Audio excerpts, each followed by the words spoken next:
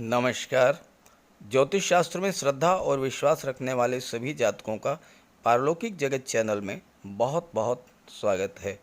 29 अप्रैल 2022 न्याय के देवता, आयु के कारक, कर्म फल दाता, सूर्य पुत्र शनिदेव राशि परिवर्तन कर चुके हैं और अपनी वर्तमान मकर राशि से अपनी मूल त्रिकोण राशि कुंभ राशि में गोचर कर चुके हैं। शनिदेव एक ऐसे ग्रह हैं जो यदि अपनी कृपा आप पर बरसा दें तो रंक से राजा बनाने में देर नहीं करते। इसलिए जब भी हम गोचर की बात करते हैं तो सबसे महत्वपूर्ण गोचर जो होता है वो शनिदेव का होता है, क्योंकि शनिदेव एक राशि में 2.5 वर्ष तक गोचर करते हैं और अगर वक्री हो जाएं तो 2.5 वर्ष से भी ज़्यादा समय ले लेते हैं। शनिदेव का कुंभ राशि में गोचर 30 वर्ष के बाद हो रहा है और इसलिए ये गोचर और भी अधिक महत्वपूर्ण हो जाता है, क्योंकि किसी भी ग्रह का गोचर अगर स्वराशि, उच्च की राशि या मूल त्रिकोण राशि में हो तो वह ग्रह बहुत ही श्रेष्ठ फल प्रदान करते हैं। तो बात करेंगे मकर राशि के जातकों पर शनिदेव के महापरिवर्तन का क्या प्रभाव पड़ेगा, लेकिन उससे पहले शनिदेव को समझना जरूरी होगा। शनिदेव का प्रभाव क्या होता है, क्यों शनिदेव नाराज होते हैं और कैसे प्रसन्न होते हैं, इन सब बातों पर चर्चा करेंगे। फिर बात करेंगे राशि परिवर्तन के बारे में और अंत में उपाय और सावधानियों पर भी चर्चा करेंगे। तो चलिए वीडियो शुरू करते हैं। वर्ष 2022 में शनिदेव का गोचर बड़ा ही अद्भुत और विचारणीय है, क्योंकि जहां शनिदेव एक राशि से दूसरी राशि में गोचर करने में 2.5 वर्ष का समय लेते हैं, वहीं वर्ष 2022 में एक ही वर्ष में 2 बार राशि परिवर्तन करेंगे।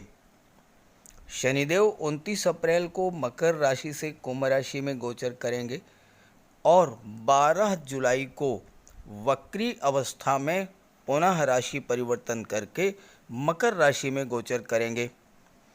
एक ऐसा ग्रह जो अत्यंत मंद गति से गतिमान होता है, वही ग्रह अचानक से 2.5 माह के अंतराल में 2 बार राशि परिवर्तन करे तो इसका बहुत ही दूरगामी प्रभाव पड़ेगा हम सभी के जीवन पर।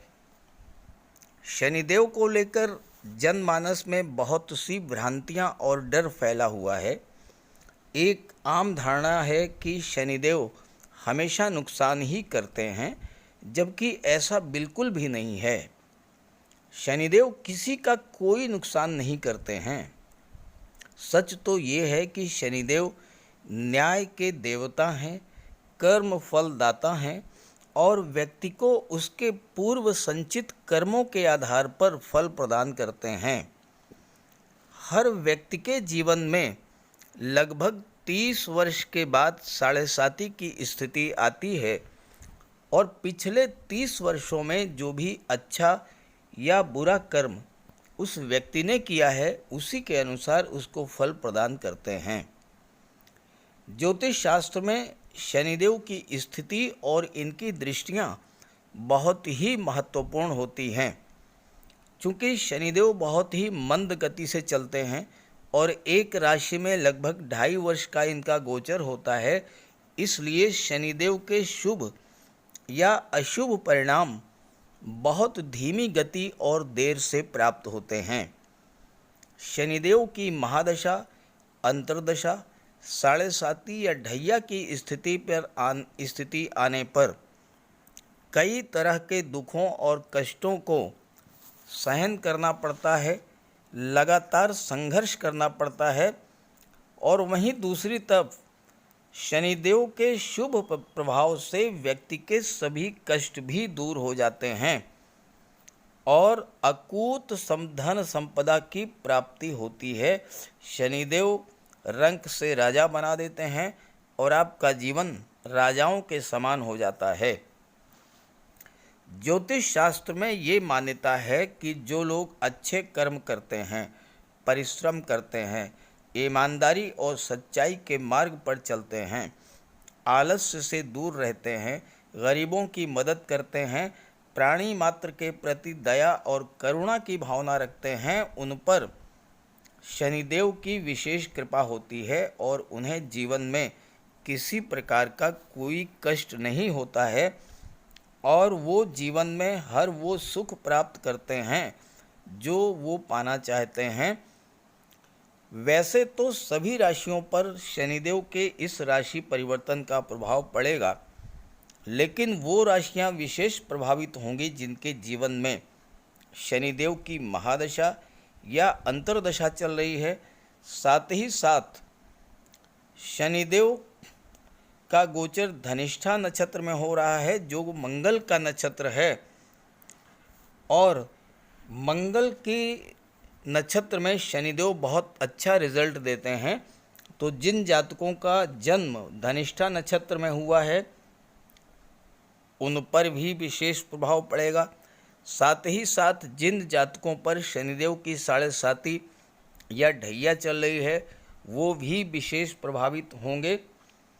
और साथ ही साथ शनिदेव कालपुरुष की कुंडली में 2 बहुत ही महत्वपूर्ण भाव के स्वामी हैं, दशम भाव और एकादश भाव, यानी कर्म भाव और लाभ भाव। तो शनिदेव पहले कर्म कराते हैं, पहले परिश्रम कराते हैं और फिर छप्पर फाड़ करके लाभ प्रदान करते हैं।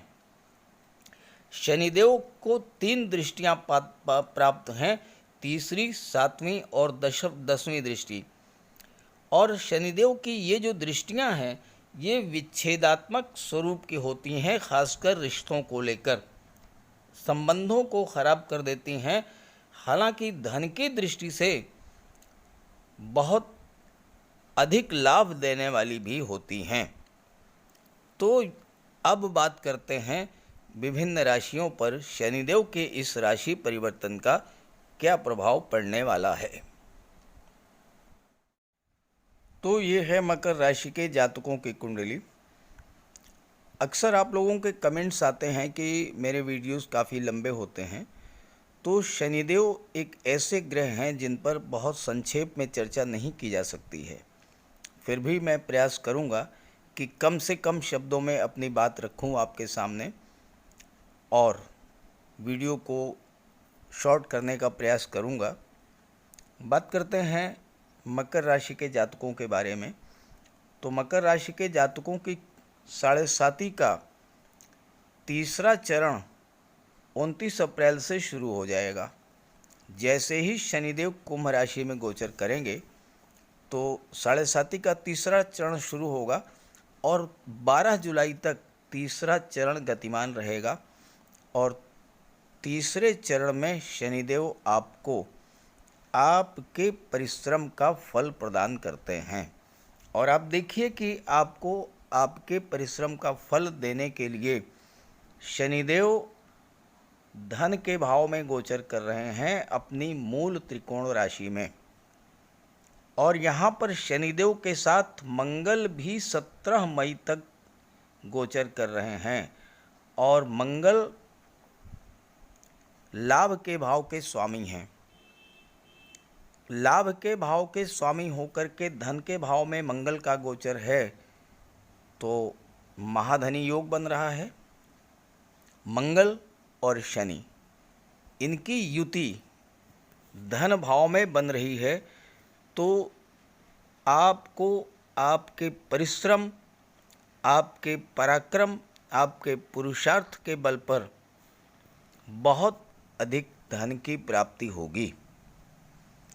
अभी तक शनिदेव आपके लग्न भाव में गोचर कर रहे थे, अब धन के भाव में गोचर कर रहे हैं। तो ये गोचर आपको बहुत अच्छा रिजल्ट देने वाला है। जब भी कोई ग्रह उच्च की राशि या मूल त्रिकोण राशि में गोचर करता है तो बहुत अच्छा रिजल्ट देता है।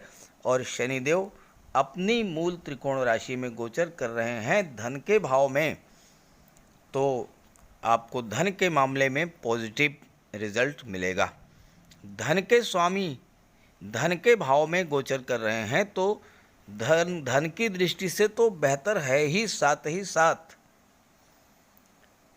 कर्म भाव के स्वामी शुक्र हैं। कर्म भाव के स्वामी जो हैं वो शुक्र हैं, और शुक्र यहाँ पर कर्म भाव में केतु का गोचर हो रहा है, और केतु की पंचम दृष्टि धन के भाव पर पड़ रही है। देखिए, शनि की चर्चा करते समय और भी ग्रह जो कि सपोर्टिंग नेचर के हैं उनकी चर्चा भी की जानी है।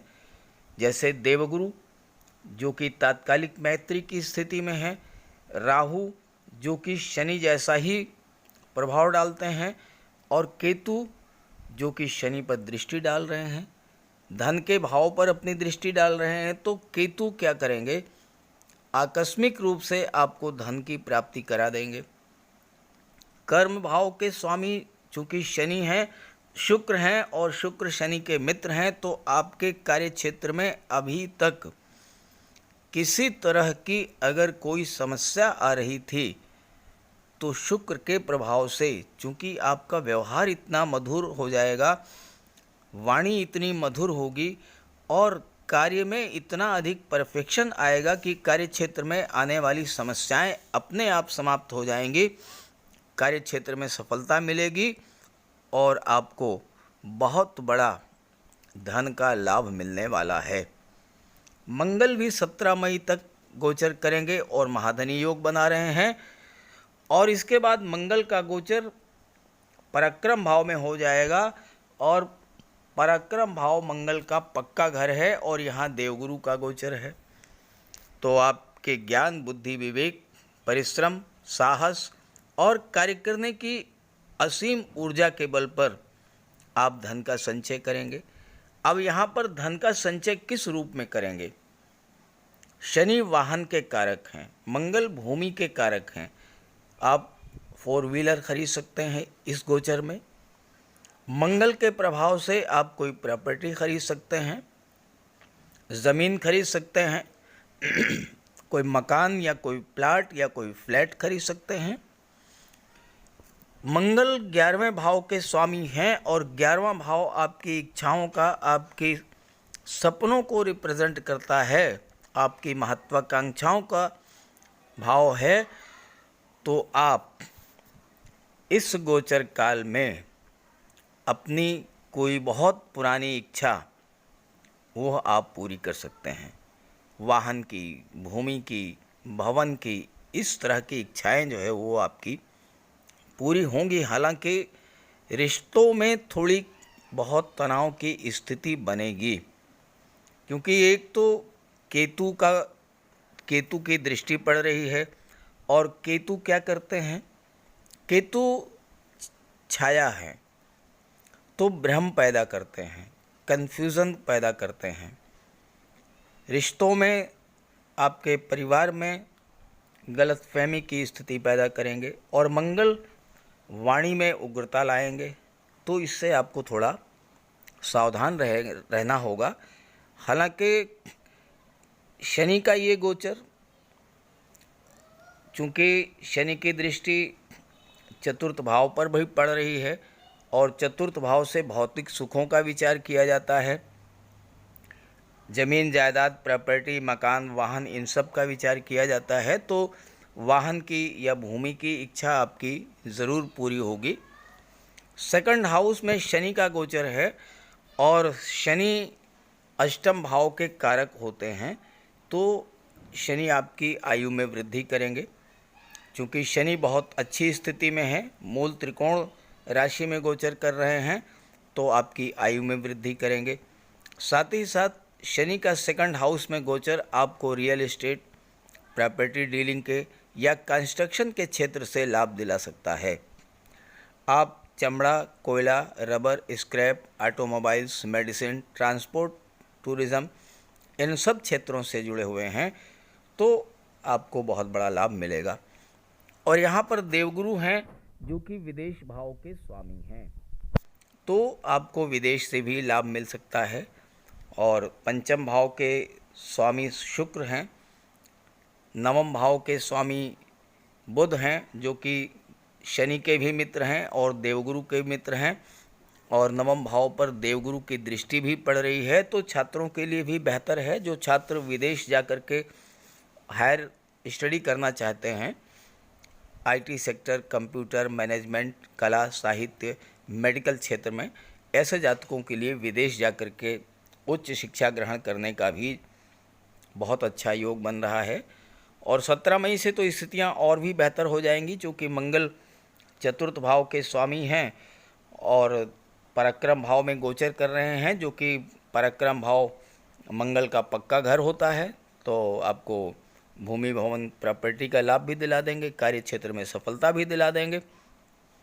और देवगुरु की दृष्टि यहाँ पर पड़ रही है सप्तम भाव में, तो सप्तम भाव आपके दाम्पत्य सुखों का होता है, दाम्पत्य सुखों में भी वृद्धि होगी।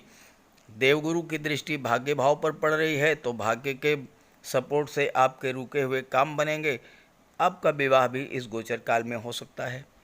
अभी तक अगर कोई रुकावट आ रही थी तो वो दूर होगी, क्योंकि सप्तम भाव के स्वामी चंद्रमा हैं, और चंद्रमा पर जब देवगुरु की दृष्टि पड़ती है तो गजकेसरी राजयोग बनता है, जो कि अत्यंत श्रेष्ठ राजयोग है। तो वैवाहिक संबंधों के लिए भी, रिश्तों के लिए भी ये समय बहुत बेहतर रहेगा। आपके प्रयासों को बल मिलेगा, आपके प्रयास सार्थक होंगे। और अगर आप विवाह के संबंध में रिश्ते ढूंढ रहे हैं तो वहाँ पर आपको सफलता मिलेगी, क्योंकि संतान भाव के स्वामी शुक्र हैं और शुक्र भी विवाह के कारक होते हैं। तो ऐसे में आपकी संतान का विवाह भी हो सकता है। और कर्म भाव के भी स्वामी शुक्र ही हैं, जो कि शनिदेव को सपोर्ट करते हैं। शनिदेव और शुक्र एक दूसरे के बहुत गहरे मित्र हैं। तो कार्य क्षेत्र में भी आपको सफलता मिलेगी, आपको जॉब मिल सकता है, आपको नौकरी मिल सकती है। कंपटीशन के भाव के स्वामी जो है बुध हैं, और बुध भी शनि के मित्र हैं। प्रतियोगिताओं में भी सफलता मिलेगी, और 17 मई के बाद तो स्थितियां और भी बेहतर हो जाएंगी, क्योंकि आपके अंदर कंपटीशन को बीट करने की एक अलग ही पॉजिटिव एनर्जी होगी, एक ऊर्जा का प्रवाह आपके अंदर होगा। तो आप प्रतियोगी परीक्षाओं को भी बीट करेंगे। कुल मिलाकर के शनिदेव का गोचर बहुत अच्छा है। आइए शनिदेव की दृष्टियों के बारे में भी बात कर लेते हैं। शनिदेव की तीसरी दृष्टि पड़ रही है कुंडली के चतुर्थ भाव, जहाँ से सुखों का विचार किया जाता है, और यहाँ पर राहु का भी गोचर है। राहु और शनि एक जैसा ही व्यवहार करते हैं, तो माता के स्वास्थ्य का विशेष ध्यान रखें। घर में कलह का वातावरण बन सकता है, और राहु के प्रभाव से एक मानसिक कष्ट भी आपको मिलेगा। जॉब में अचानक से ट्रांसफ़र हो सकता है, कार्य क्षेत्र में थोड़ी बहुत उठापटक भी हो सकती है। लेकिन एक बात का ध्यान रखें कि चतुर्थ भाव में राहु भौतिक सुख भी प्रदान करते हैं। अगर राहु का गोचर फोर्थ हाउस में है आपके, और आप भवन निर्माण कराते हैं, मकान बनवाना शुरू करते हैं, तो एक बात ध्यान रखें कि मेन गेट पर चांदी का एक छोटा सा चौकोर टुकड़ा दबा दीजिए, तो आपको किसी तरह की कोई दिक्कत राहु की वजह से नहीं आएगी। और जहाँ तक परिवार की बात है, तो ये आप अपने आप पर नियंत्रण रखें, वाणी पर नियंत्रण रखें, तो परिवार के तनाव की स्थितियाँ नहीं बनेंगी। शनिदेव की सीधी दृष्टि पड़ रही है अष्टम भाव पर, और शनिदेव अष्टम भाव के कारक होते हैं। अष्टम भाव क्या होता है? आयु का होता है। अष्टम भाव आकस्मिक दुर्घटनाओं का होता है। तो यहाँ पर आपको थोड़ा सावधान रहना पड़ेगा, क्योंकि मंगल हैं 17 मई तक, और मंगल की दृष्टि भी पड़ेगी अष्टम भाव पर, और मंगल दुर्घटनाओं के कारक होते हैं। तो आपको थोड़ा सावधान रहना पड़ेगा वाहन चलाते समय। लेकिन वहीं दूसरी तरफ अष्टम भाव रिसर्च का होता है, अष्टम भाव ज्योतिष का होता है, तंत्र मंत्र का होता है। इन क्षेत्रों में आपको सफलता मिलेगी। अष्टम भाव ससुराल पक्ष का होता है, और यहाँ पर सूर्य इसके स्वामी हैं। शनि की दृष्टि पड़ रही है। ससुराल पक्ष से आपके रिश्ते थोड़े ख़राब हो सकते हैं। लेकिन वहीं दूसरी तरफ आपको इंश्योरेंस के क्षेत्र से और मार्केटिंग के क्षेत्र से, शेयर के क्षेत्र से बहुत अच्छा रिटर्न भी मिलेगा, क्योंकि भाग्य भाव के स्वामी बुध हैं जो कि शनि के मित्र हैं, तो भाग्य का भी आपको सपोर्ट मिलेगा और आप इंश्योरेंस के, मार्केटिंग के और शेयर मार्केट के क्षेत्र से अच्छा खासा धन आप अर्जित कर सकते हैं।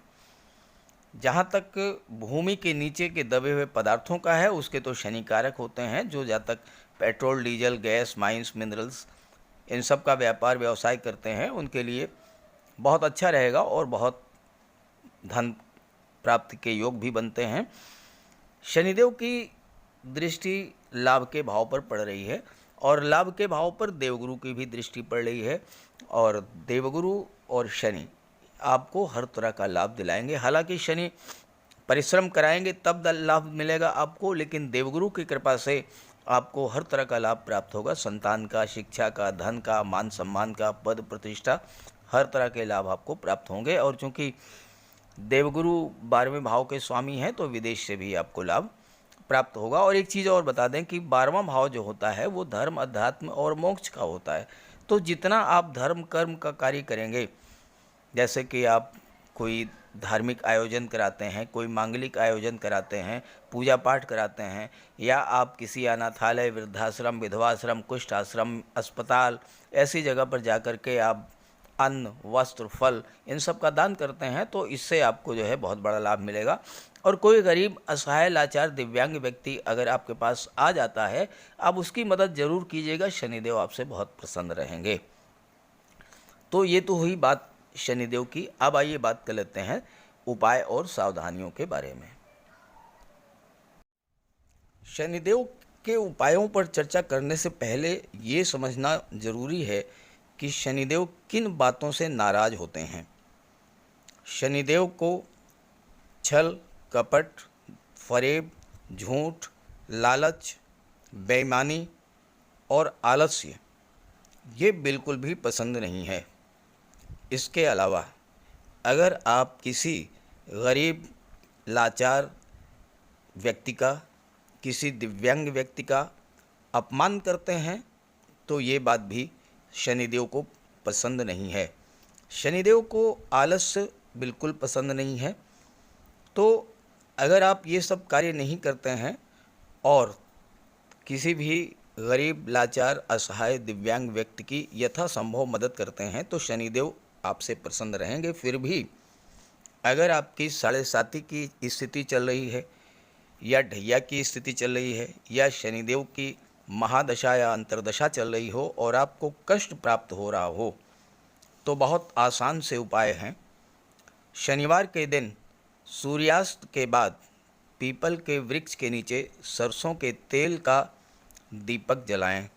इससे धन संबंधी परेशानियां दूर होंगी। शनिदेव को सरसों का तेल अर्पित करें, नीले पुष्प चढ़ाएं, लेकिन ध्यान रहे कि शनिदेव का पूजन करते समय सीधे शनिदेव के मूर्ति के दर्शन नहीं करना है। शनिदेव के चरणों की ओर आपको देखना है। शनिवार के दिन पीपल के वृक्ष पर जल चढ़ाएं, पूजा करें और 7 बार परिक्रमा करें। किसी निर्धन व्यक्ति को भोजन कराएं। ऐसा करने से शनिदेव प्रसन्न होते हैं और दरिद्रता दूर होती है। हर शनिवार प्रातःकाल स्नान करके तेल का दान करें। इसके लिए एक कटोरी में सरसों का तेल लें, उसमें अपना चेहरा देखें और फिर तेल का दान किसी ज़रूरतमंद व्यक्ति को कर दें। और इसके बाद जो सबसे बड़ा महा उपाय है वो ये है बजरंग बली की उपासना। बजरंग बली की उपासना करें, हनुमान चालीसा का पाठ करें, हनुमान जी को सिंदूर और चमेली के पुष्प अर्पित करें और साथ ही साथ हनुमान जी के चरणों का सिंदूर अपने मस्तक पर धारण करें। अगर ये सब उपाय आप करते हैं तो आपको शनि जन्य पीड़ा से मुक्ति मिलेगी। नमस्कार।